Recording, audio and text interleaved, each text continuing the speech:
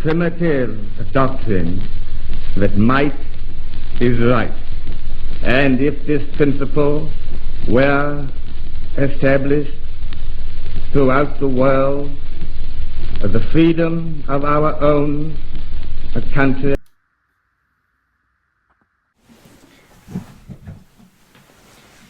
George?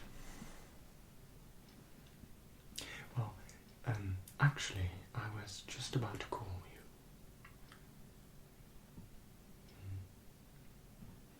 you. Well, you see, I have a meeting with someone in a restaurant, in a lounge. Oh, well, I don't think you know them. You see, they're very new, but I think they're very, very suited for this task.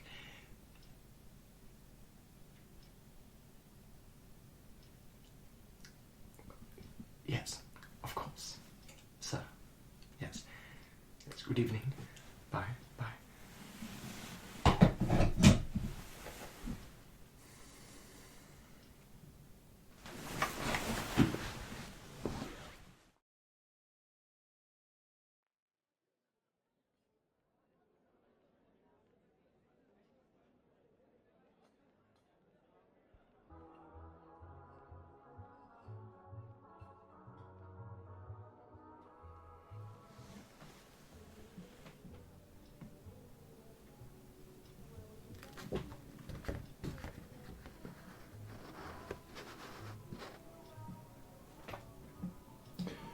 Good evening, sir.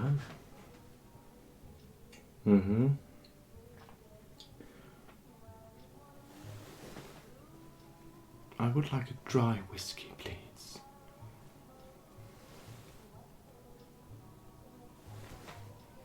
As I'm waiting for someone, thank you. Don't stare. Go and fetch my drink about it.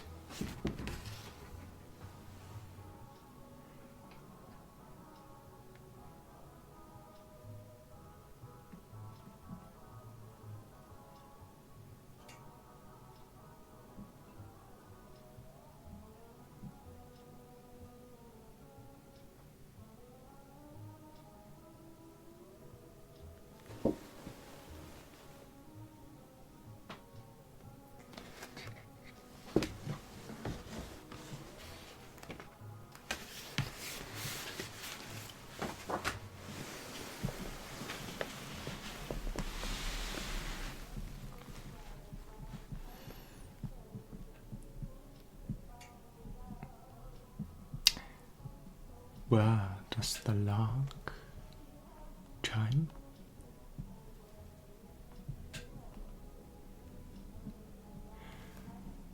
So it is you. Well, at last.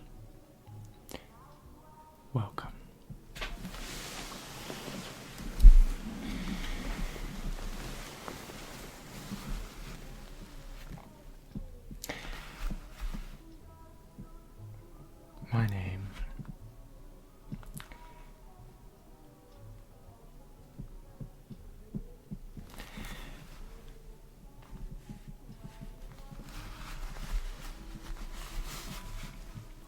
My name is George.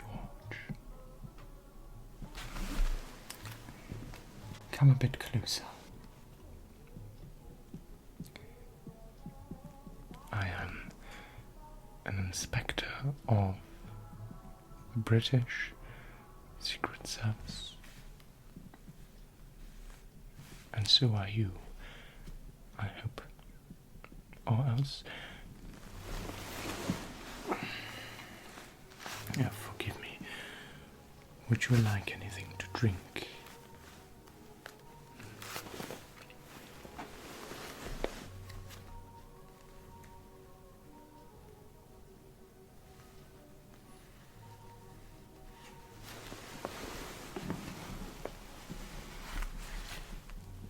As I said,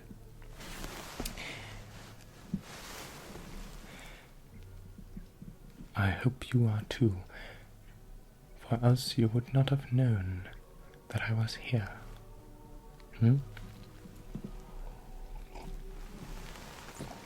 Well, before I begin, I wish to address that this meeting is of the utmost secrecy. Do you agree? Do you understand? Every word spoken here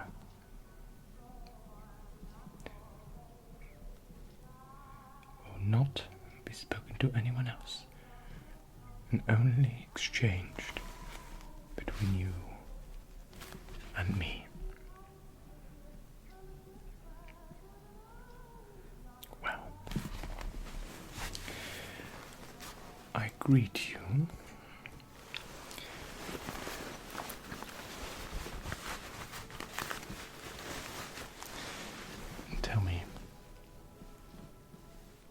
Tell me something about you. What is your name?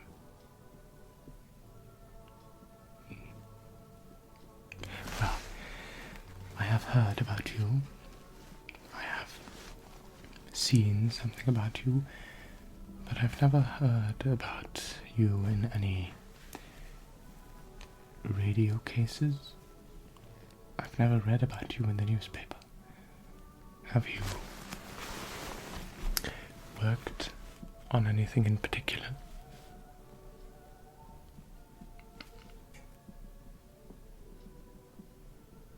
Oh, you did work on the languages case. Wow. And you were victorious, weren't you? Good.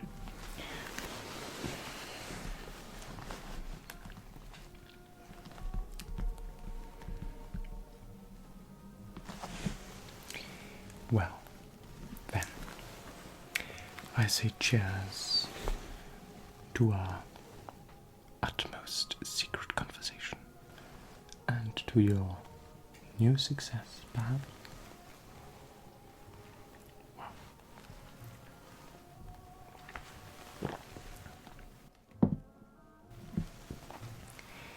Now, do you smoke?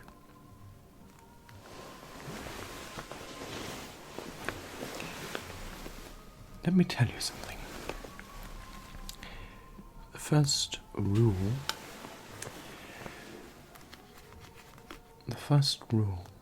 of a private investigator, detective, spy, whatever it is you would like to call it, is to never accept someone's smoke. Unless you know them. But you can trust me.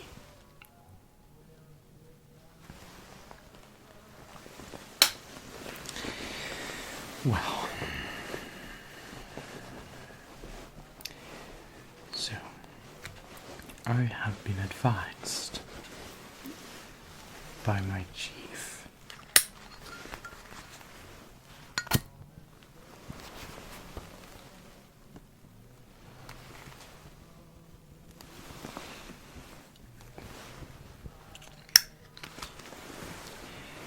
to let this task that I have in mind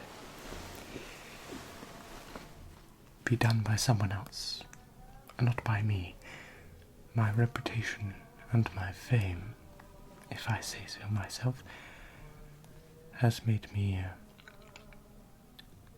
more recognizable than I would wish.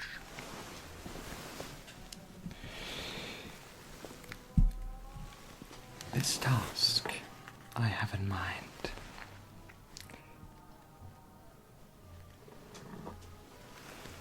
is of the utmost secrecy.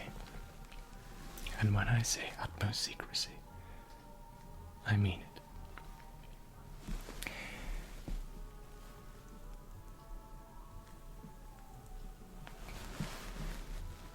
Are you planning on wearing this attire on missions?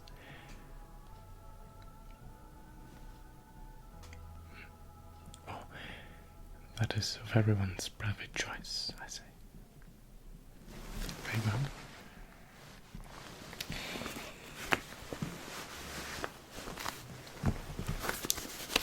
Let me write a few things down.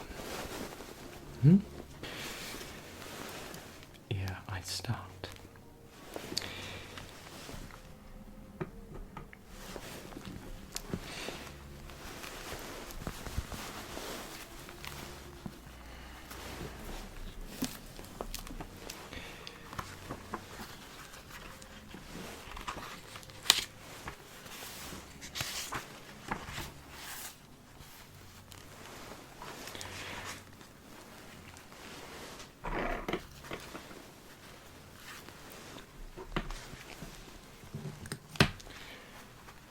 So,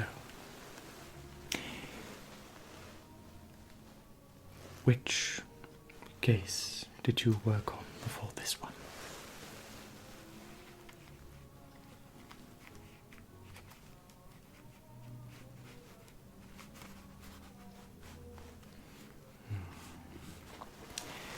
And did you perchance have any missteps? Did you do anything wrong?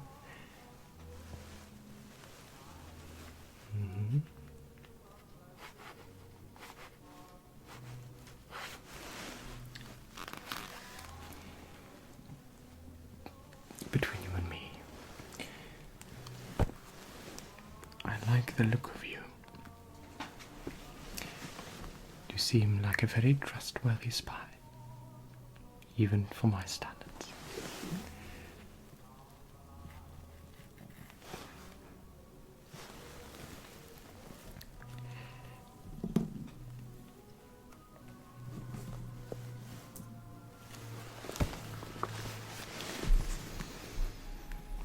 And the task I have in mind will require a great deal of stealth, strength, cunningness, and so on. You know that in these harsh and difficult times that we live in, there are some things that you must realize. Before I tell you what it is that you must do, you must realize that this which we are doing here is not just a mere task, not a mere quest. It is I myself that, when I was younger and joined the Secret Service, did make mistakes that did cause a lot of trouble. So I need you, my friend, to not make the same mistakes as I. For instance, I remember a case I once did, a murder case. It was one of my very first ones. I was together with the chief inspector, and we went into a home without wearing gloves. And all of a sudden, something changed in the atmosphere of this house. It felt as though we were being watched.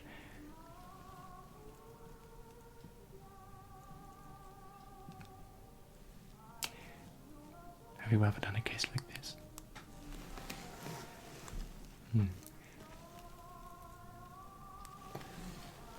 Well,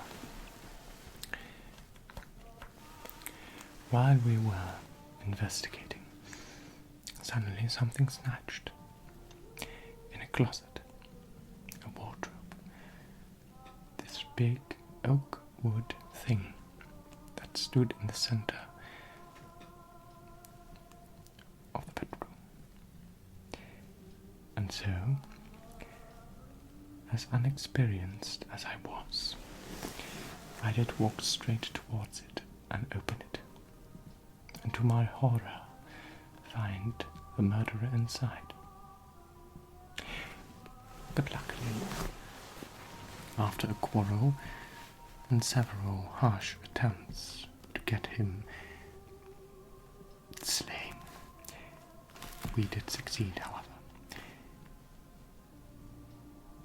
All in all, you must be careful in what you do. You see, I spoke to the chief commander, and this is a task set to you, not just by me, nor by the Secret Service, but directly from His Majesty the King and the Prime Minister.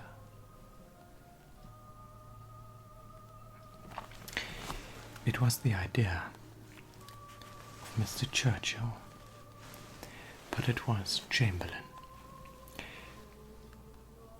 that eventually made it happen.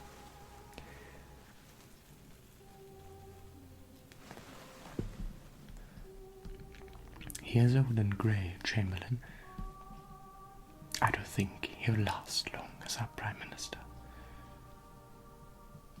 I've spoken with him several times, especially on this case, and he did ask me whether I was going to do it myself, but then I heard about you from one of my colleagues and thought I'd give it a try. Thus, my letter, disguised, of course. How is your disguised hand? Are you able to change your handwriting at every cost in the snap of an inch? Right, like someone entirely different. You need that, I grant you.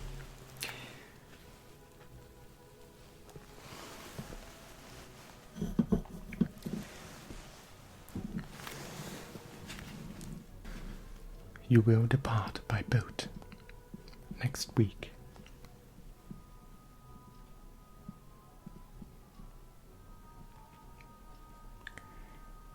Before I say anything more, don't look, but there are chances that we are being watched. But you are with me, and I bet you that they won't even dare to try while I am around.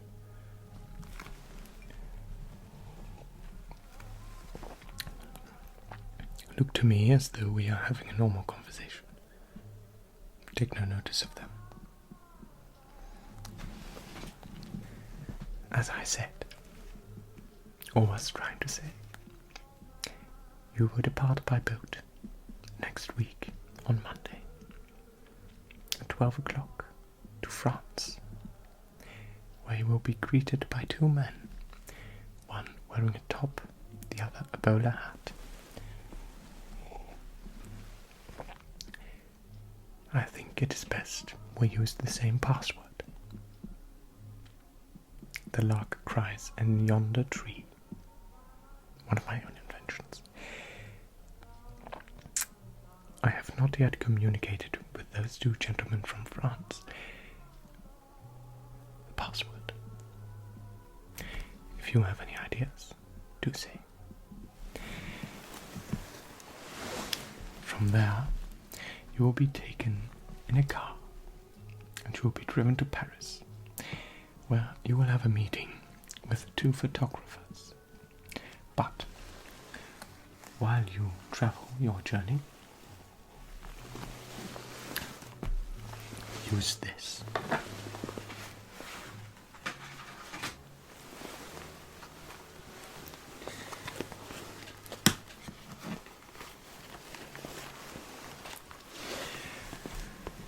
There may be times on your way where you will encounter certain things that you would wish to collect.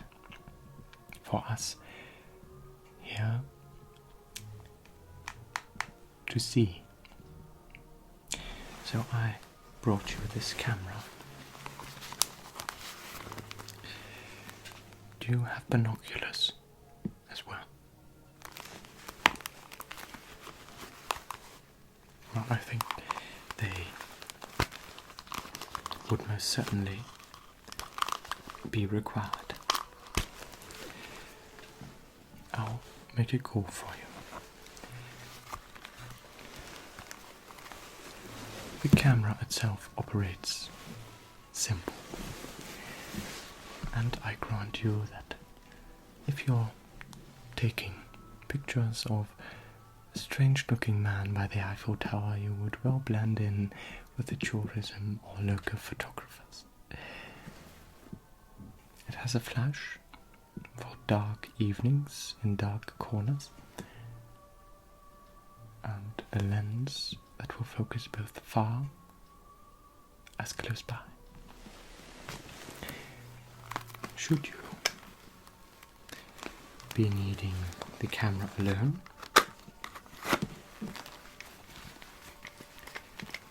you can take it out of its case and simply snap, and everything you see, simply snap.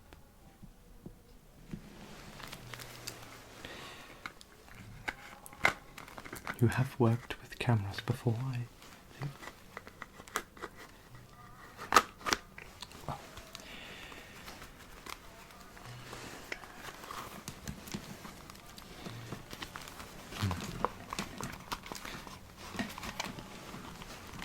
and as a small gift from me, so this is for you. Take it and use it well. And as a gift, personally, from me to you, I have these 2 rolls of film I will give to you to fit that camera. They are 2 rolls of 120mm film, and they will be able to capture 12 total shots. So use them well. Now these you will send in an envelope, clear,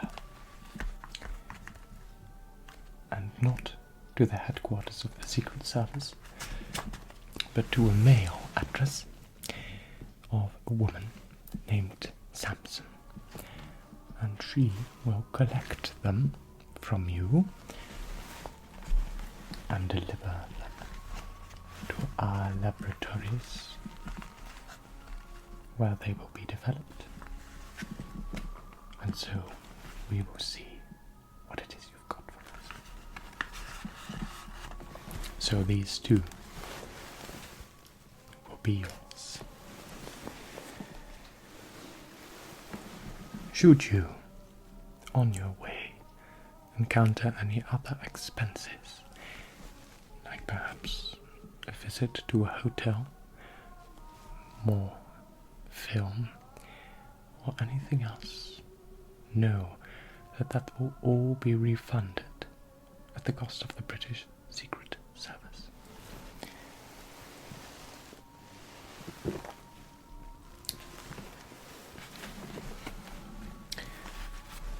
After you've gone to Paris and done your jobs there, which sadly in this public space I cannot utter,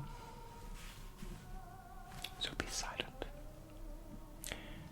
You will receive instructions before you depart on Monday. And so, after you visited Paris, you will go and push through to Belgium, and from there Germany, where you will stay and deliver the most important thing that this operation can grant.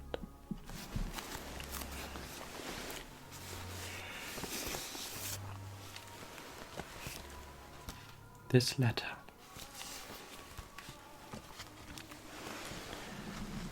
of extreme secrecy.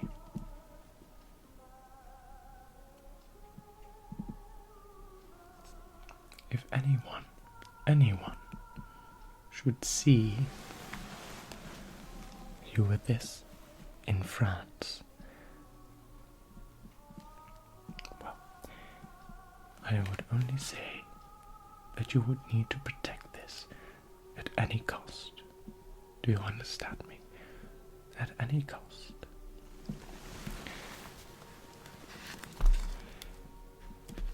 What is inside this letter must remain a secret. I myself do not know.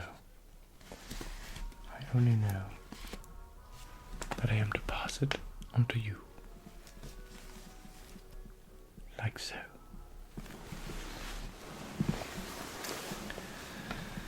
Furthermore,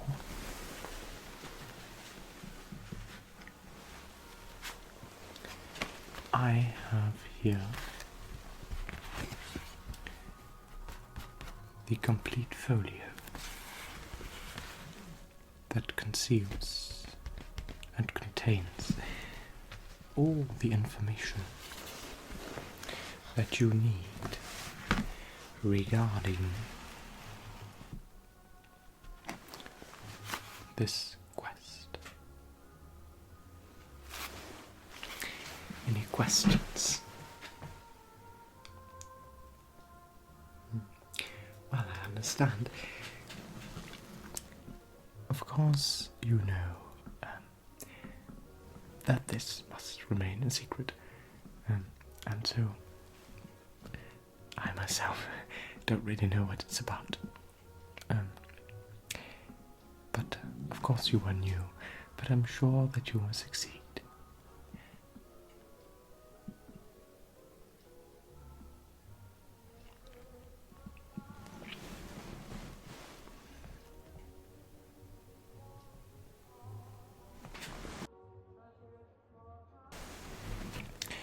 So, is everything clear? Of course. It is still quite early. Some chatting. At least the chatting would be able to make us seem a bit more normal. Of course, this conversation we have never had.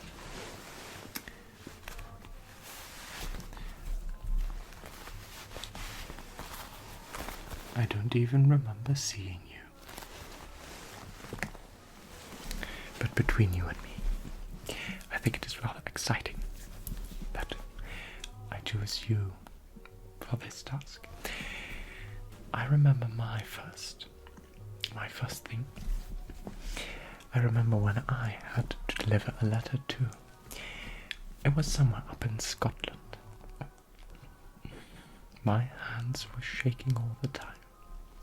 I was sweating from top to bottom. And apart from that, I even forgot my spy name. I hope you won't. I'm sure you won't. I trust you, and I hope that you will not let me down. Well, I think it is time. I think it is time. So, I did deliver.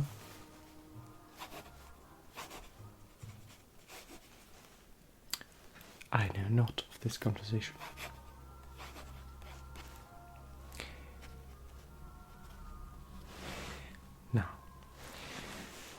You have received your own personal log from the headquarters, haven't you?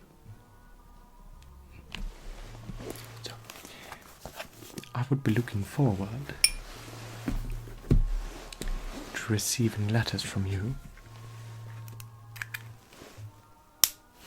on the same address as you would mail the film to, Mrs. Simpson.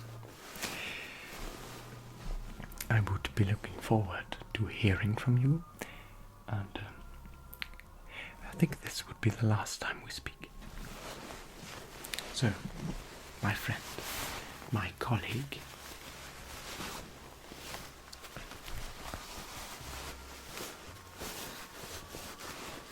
and my investigator,